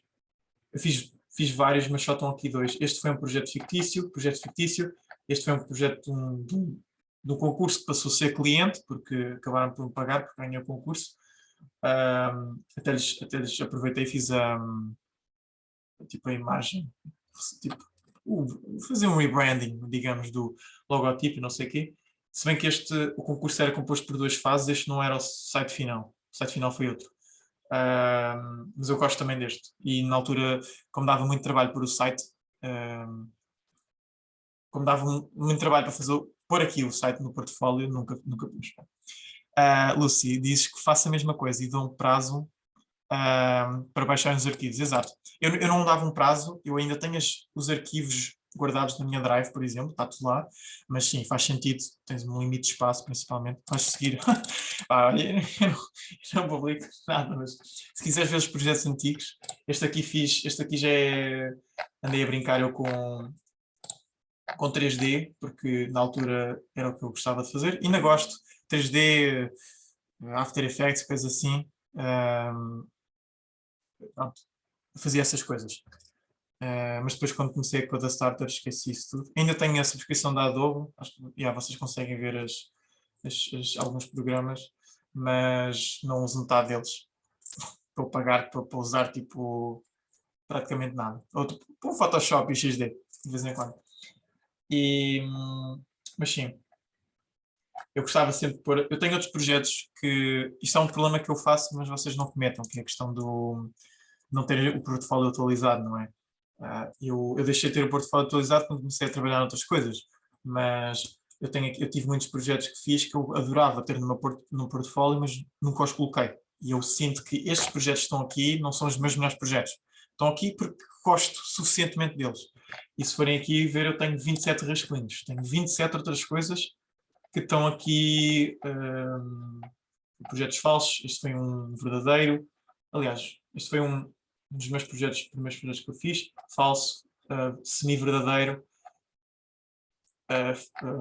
3D, falso, Photoshops, Dimension, Premiere, ainda foi After Effects, Photoshops. São assim umas coisas mais feitas. Acho que tudo o que está aqui é trabalho mais decente, mas mesmo assim. E se repararem, tem um bom equilíbrio entre aplicativos e websites. Portanto, tem aqui duas apps. Se bem que isto era website, tem app, mas é só mobile. Tem aqui e tem estes dois que têm os dois, não é? O website. E tem este.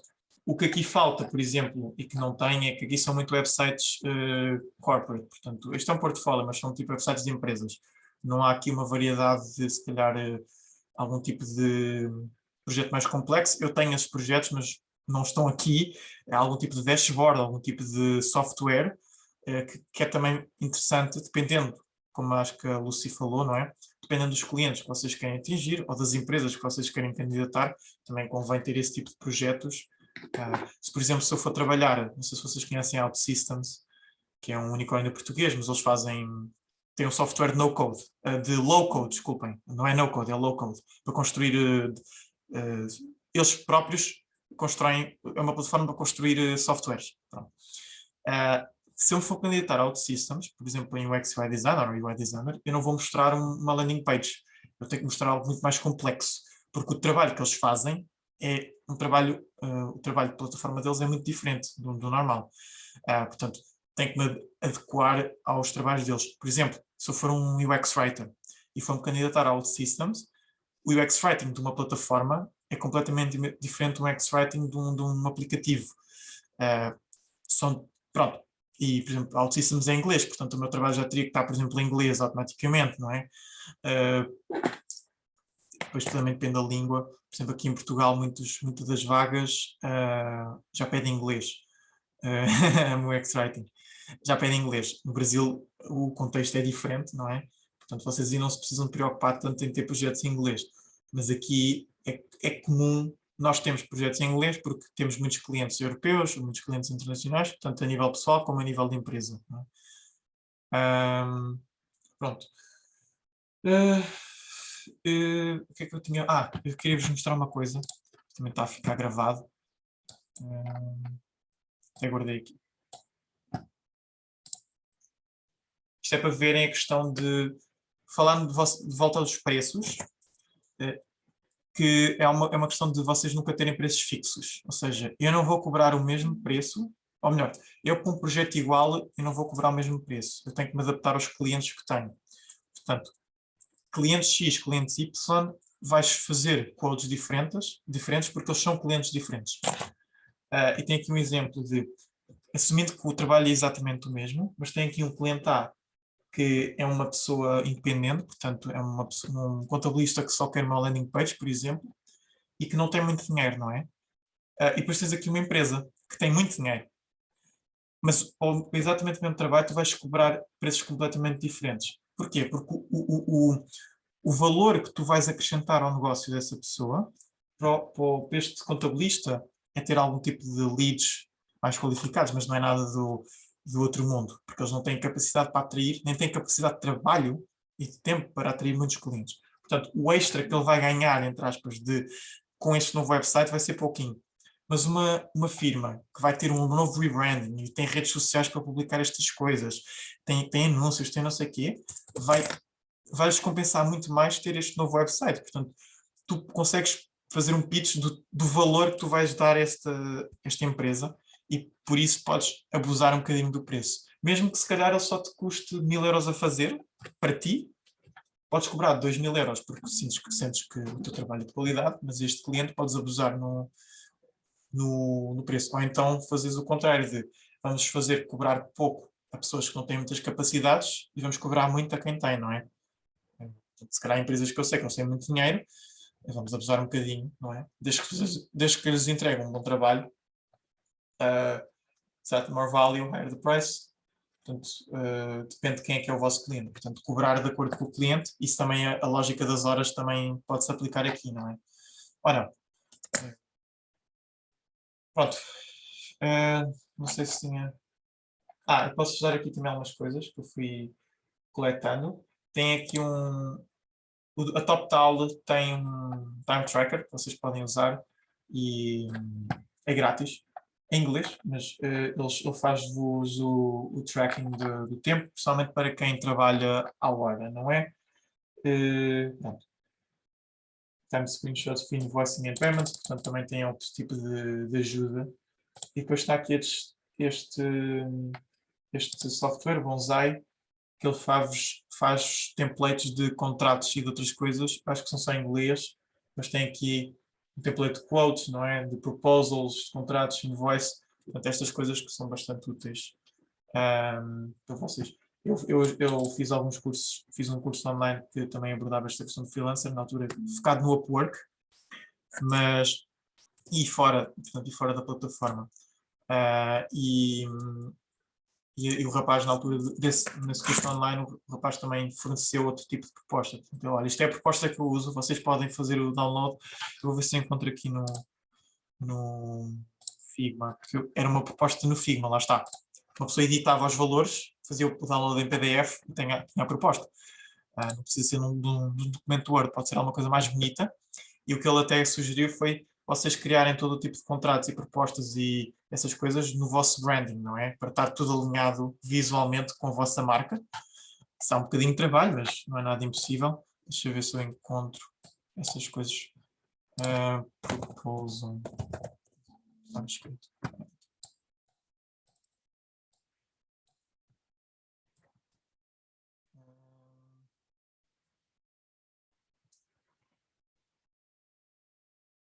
Era uma coisa muito simples. O rapaz aqui também não fazia contratos, por exemplo. Portanto, isto é só menos da proposta. Ele tinha uma proposta à hora, uma proposta ao projeto. Está aqui flat rate, portanto, e hourly rate. E, portanto, tinha aqui, ou seja, o design estava... Isto é um design template, não era o dele mesmo, porque isto está desalinhado. Isto é assim? É suposto ser assim. E, portanto, está aqui, freelancer cliente, overview, preço, e como parte tem o preço, não é? Que tipo de revisões é que podem estar incluídas ou não. Extras, termos, portanto, uma espécie, isto como ele não tinha contrato, isto era o contrato tecnicamente dele, portanto, eu colocava determinados termos aqui, para o cliente estar já alinhado com tudo, não é? A questão do pagamento. A questão do pagamento é muito importante. Não cobrar tudo no final, só se vocês conhecerem muito bem o cliente com quem estão a trabalhar. Portanto, tentar ou cobrar logo um bocadinho upfront, portanto, logo desde o início uma porcentagem, ter se calhar falar com o cliente, olha, neste milestone eu quero outra parte do projeto, se eu entregar as coisas de acordo como querem, depois no final sabem o restante. Porque depois há aqueles clientes que fogem ou que começas tu a fazer o trabalho, depois eles afinal já não querem. E mesmo às vezes com o contrato as pessoas arranjam maneira de fugir, porque um contrato é útil, mas as pessoas podem fugir na mesma. Não vais a tribunal por causa de que uma pessoa não cumpriu o contrato. E, portanto, convém alinhar sempre expectativas no início, por isso é que aproveitar sempre aquelas chamadas iniciais para perceber logo se esta pessoa é certa ou então não é certa. Às vezes, em situações em que uma pessoa está mais desesperada por dinheiro, não é? Por clientes, tem que se sujeitar, não é? Mas numa situação ideal, uma pessoa tem que saber escolher os clientes e tem que também saber ter olho para quais é que são bons e quais é que são maus. Yeah. Não sei, mais alguma questão? Senão também encerramos, estamos aqui a 1h30. Vocês também, não sei se têm que ir jantar. Já é quase meia-noite. Ah, não é? É 1h30.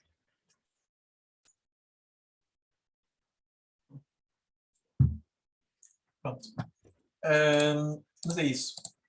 Acho que tentei dar um overview de tudo. A questão, por exemplo, das dicas que eu dei do Fiverr podem se transferir para outras plataformas. No Upwork, tu também tens de ter um bom perfil e eles têm uma complexidade muito grande no perfil. Tens que arranjar, dá para pôr lá muitas coisas e de facto é sinceramente para pessoas que se calhar já têm um bocadinho mais experiência. Às vezes, porque lá está, como é um modelo de candidaturas, as pessoas vão escolher qual é que é o meu perfil. Não é, eu chego a ti e isso pode criar alguma frustração porque eu posso me candidatar a 20 trabalhos e ninguém me aceitar. É a vida. Eu posso, se calhar, mostrar, deixa eu tentar apertar outra vez. Não sei se consigo switch to buying. Consigo-vos mostrar aqui. Eles acrescentaram, entretanto, um monte de categorias, mas na altura eu ia aqui Graphics e Design. Como vem aqui, tem UX Design, mas eu vou-vos mostrar o que é que existe em UX Design. Eu estava na App Design e Website Design, portanto, eu trabalhei nestes dois. A UX Design eu não mexia muito. Mas vocês vão ver aqui, isto é tudo só aplicações. UX Design, wireframes, vem. Wireframes, yay! Estas telas bonitas, está bonito, mas lá está, UX, UI, UI, UX, portanto as pessoas põem os nomes, não é? Põem nesta categoria, mas isto não é UX, malta, não é UX. É tudo UI, com uns espacinhos atrás. Não quer dizer que eles não façam algum tipo de pesquisa, algum tipo de arquitetura de formação, estratégia de conteúdo, mas a maioria das vezes não acontece. Como podem ver aqui, esta pessoa faz a partir de 5€. Eu até sugeria de onde é que esta pessoa era, ou de que continente é que esta pessoa era. A maioria dos preços aqui, como veem, são muito baratos. Não são pessoas que estão cá na Europa, de certeza absoluta. Não sei como é que é para vocês no Brasil, mas eu não sei se calhar que 10€ começar, se calhar era pouco mesmo assim para vocês, na minha opinião. Para um projeto, acho que era muito pouco. Portanto, vejam bem às vezes a concorrência que vocês têm nestas plataformas. Onde é que eu achei a maneira de se destacar? Foi o que eu vos falei, foi a questão dos meus designers. A thumbnail é muito importante, a descrição é muito importante. Portanto, tentar cativar pela thumbnail e tentar ser original. As minhas, por acaso, eu vou-vos até dar uma dica.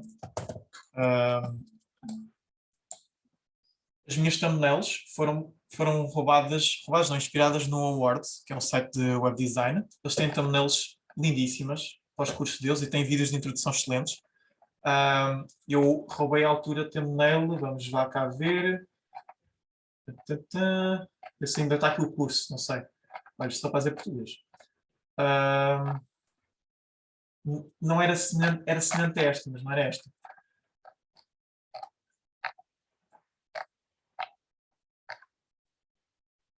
Estou no UI UX, deixa eu ver design. Mas esse calhar já não existe. Era um que tinha uma espécie de tipo isto, mas com. Eu vou ver, vou clicar aqui na minha thumbnail, vocês vão reparar.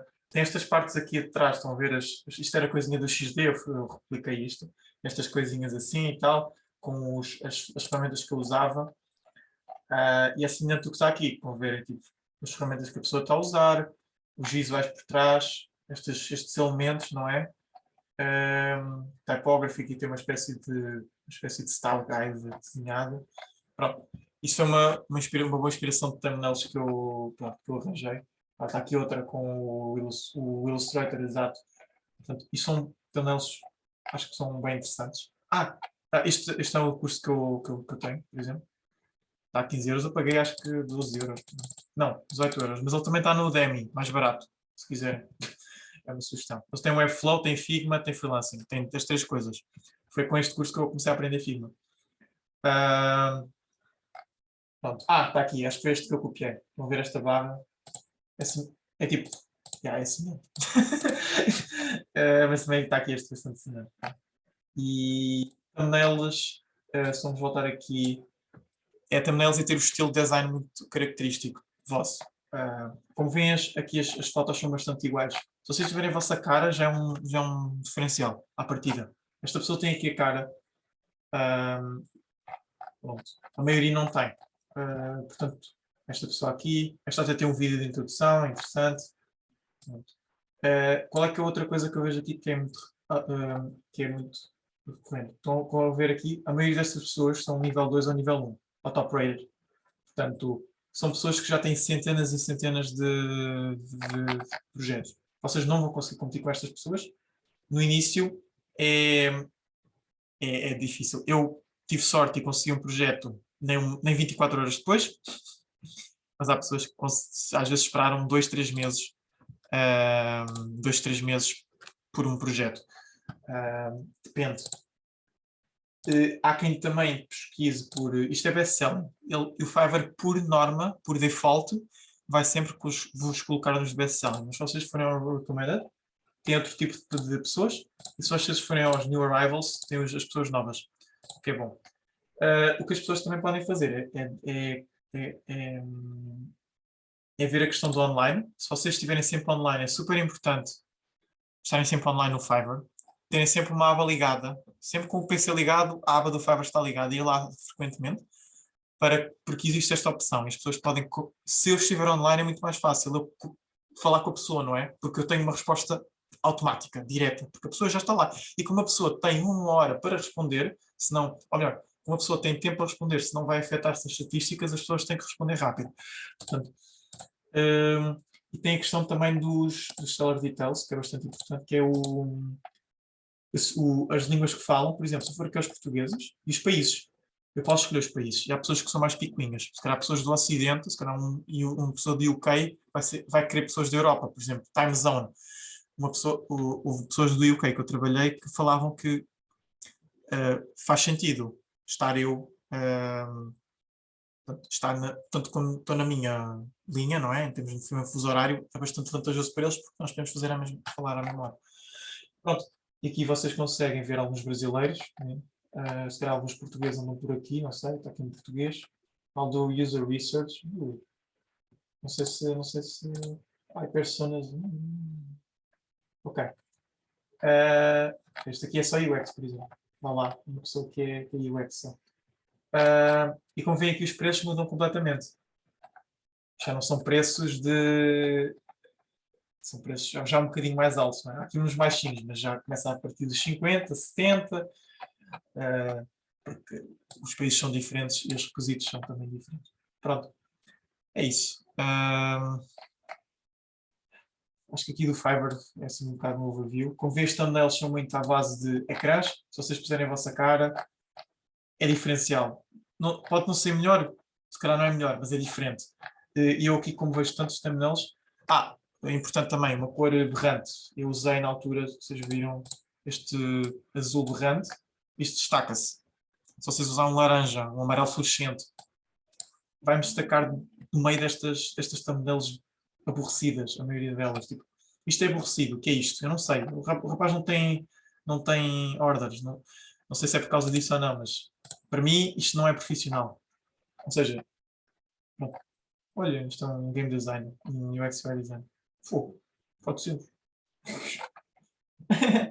Pode ser muito bom, mas estão a ver, isso é um dos problemas. As pessoas que começam no Fiverr já não começam novas, tipo eu, acham que já têm valor, não é? E que já provaram valor, têm um bom portfólio, mas o Fiverr não quer saber disso. Vocês vão continuar no final da lista, vão continuar no final das pesquisas. Portanto, vocês têm que se sacrificar nessas plataformas por um momento para conseguirem clientes. Ou então apanham um nicho muito específico. Imagina que eu quero fazer NFT Animation. Eu não sei se isto são sempre 1000 serviços, mas isto é muito específico. Isto também está na moda, não é? Ok, vamos comparar... Não. Vamos comparar o mais usado de todos, que acho que é o logo design, se não me engano. O logo design acho que é o maior do Fiverr. 250 mil serviços. 250 mil pessoas e não são todos. Isto são os best-selling. Se for recommended, 248. espera. Eu sei que há uma maneira de ver todos, ou via, que apareciam mais pessoas. Olha, só newest arrivals, são quase 30 mil pessoas que criaram o perfil há pouco tempo e que não têm horas. 30 mil pessoas. Isso, mas se calhar, eu for fazer agora QA and review, não sei se isto é popular, 2500, não. Vamos encontrar aqui uma coisa mais nicho. Beatmaking, fogo, como assim? Video animation. Olha, o NFT Animation é um bom exemplo. Tinha mil serviços. Isto é um nicho que vocês podem chegar à partida a cobrar mais, porque não vai haver muita gente a fazer à partida. Mas também o facto de ser nicho, vai haver menos clientes interessados em vocês. Portanto, pode ser um problema. E pronto. Se eu for aqui online, 99. Ou seja, eu consigo reduzir 1080 para 99 pessoas que estão online. Isto é perfeito, porque eu agora consigo escolher destes. Olha, isto aqui é Fiverr's Choice. Eu acho que, não sei se foi isto que eu tive ou se foi outra coisa, mas esta pessoa, eu olhava para o Fiverr's Choice, não, se calhar não foi isto que eu tive. E havia, bem, este teve 5 novos reviews, não é muito, mas ele é Fiverr's Choice, dá a ideia que ele faz bons projetos e tal, se calhar clicava logo neste, estão a ver? Eu não gosto muito do estilo, mas não é a preferência pessoal. Pronto. E ela tem outros geeks, não é? Ela, rapariga. E pronto.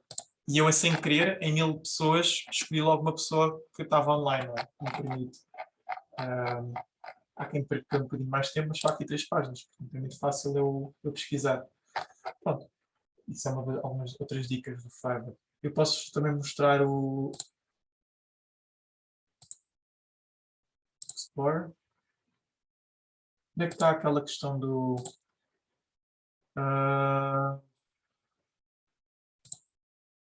vou passar uma coisa que já me volto já. Ok. Manage request, post request? Não, é manage request.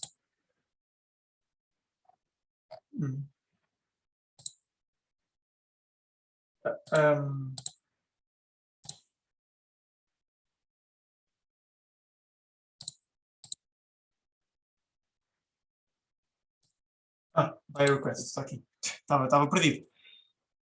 Não há nenhum ativo? Ok.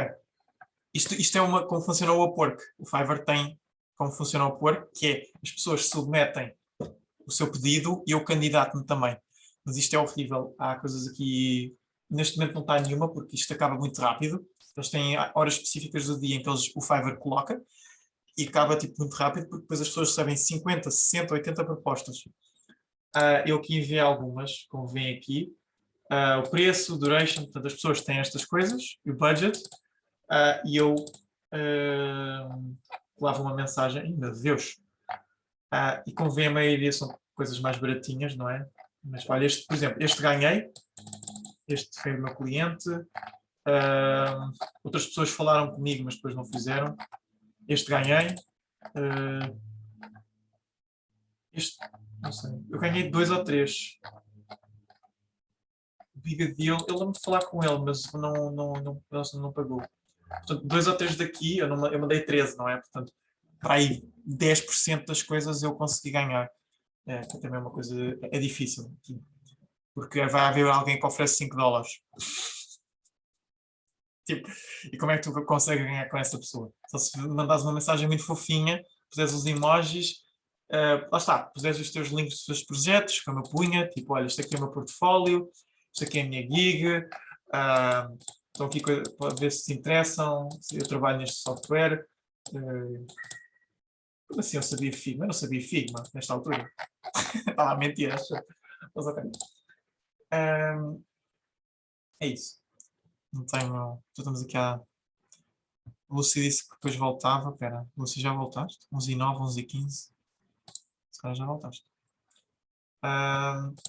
Pronto, se tiverem mais alguma questão, acho que já falei tudo sobre o Fiverr, acho que também já discutimos algumas coisas principais sobre um bocadinho de tudo. Se vocês querem bons sites, por exemplo, nós por acaso até na da Startup estamos a criar um curso que é um curso avançado, que vai ser só para as pessoas construir o seu portfólio do princípio ao fim. Portfólio tipo website mesmo. E até o formador até criou uma página bastante interessante. O primeiro capítulo é só sobre portfólio. tipo, como construir o portfólio em termos de inspiração, em termos dos endons. E há alguns sites interessantes que vocês podem depois inspirar-se para depois verem outros portfólios. Existem coisas bastante interessantes. Deixa eu ver UX. Posso tentar mostrar. Só uma questão de inspiração, não é?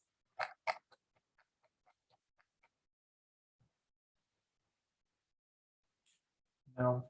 Tinha o Overstates. Overstates, onde é que ele está? Não sei se é assim de escrever. Escrevi bem. O Overstates é tipo genial. Uma cena web random de portfólios. Então, portfólios e outras coisas, e outros projetos super alternativos. Mas dá aqui para buscar inspiração em termos de tipos, tipo de letra, tipo de cores. É uma coisa muito interessante. Temos o ReadyMag, que é um website builder para portfólios. O Simplice, que é de WordPress. O ReadyMag tem também projetos. Aí é muito mais focado em portfólio, mas aí que paga-se, não tens de pagar. Mas tem coisas super criativas. Eu gosto bem disto. Olha, isto é uma pessoa brasileira, de certeza. Escola de Criação Publicitária para Jovens da Periferia. Exato, isto é brasileiro. Conceitos super interessantes. Tipos de letra bastante criativos. E algo que vocês também podem, se melhorarem as vossas skills de web design, não é? Se vocês conseguirem construir algo do género, imitar algo assim.